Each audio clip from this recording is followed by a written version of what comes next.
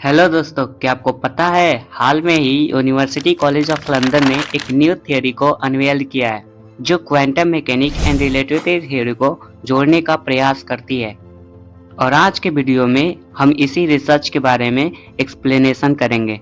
तो चलिए वीडियो को स्टार्ट करते हैं।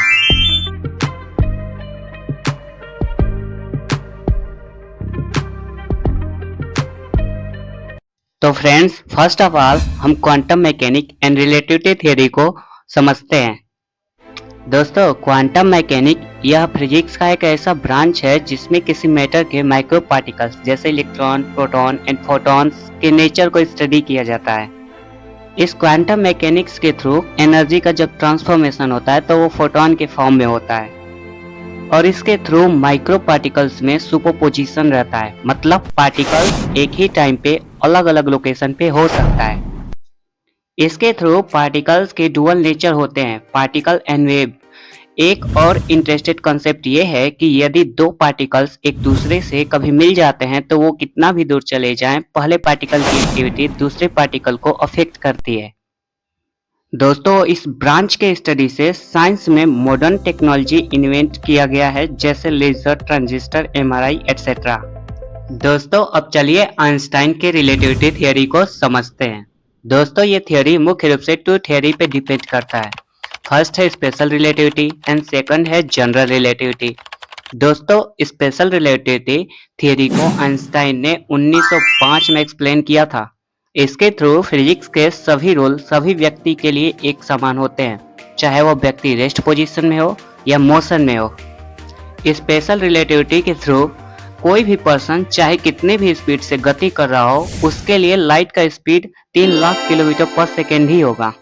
एंड जब कोई वस्तु ज्यादा स्पीड में गति कर रहा होगा तो उसके लिए टाइम स्लो हो जाएगा और डिस्टेंस घट जाएगा।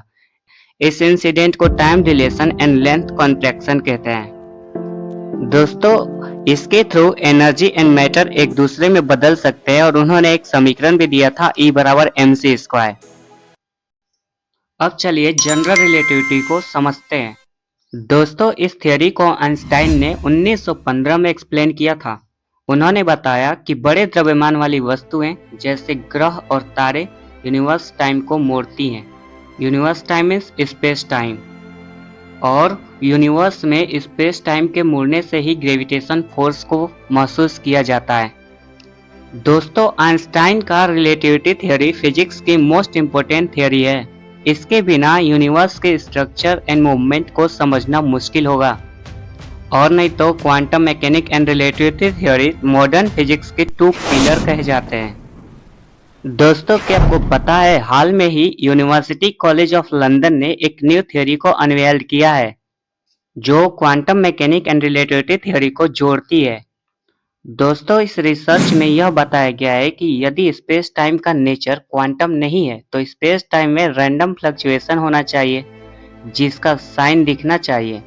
यदि ये फ्लक्चुएशन क्लासिकल है तो इसे बड़े पैमाने पर देखा जा सकता है। इस रिसर्च का मेन गोल ये फाइंड करना है कि relativity theory and quantum mechanic को एकीकृत किया जा सकता है, जिससे यूनिवर्स को डीपली स्टडी किया जा सके। यदि ये रिसर्च प्रूफ हो जाता है तो यूनिवर्स के स्ट्रक्चर के स्टडी में एक क्रांतिकारी चेंजिंग आएगा। दोस्तों, आने वाले टाइम में इसके लिए बड़े स्केल पे प्रयोग किए जाएंगे जिससे ये थ्योरी प्रूफ भी हो सकती है।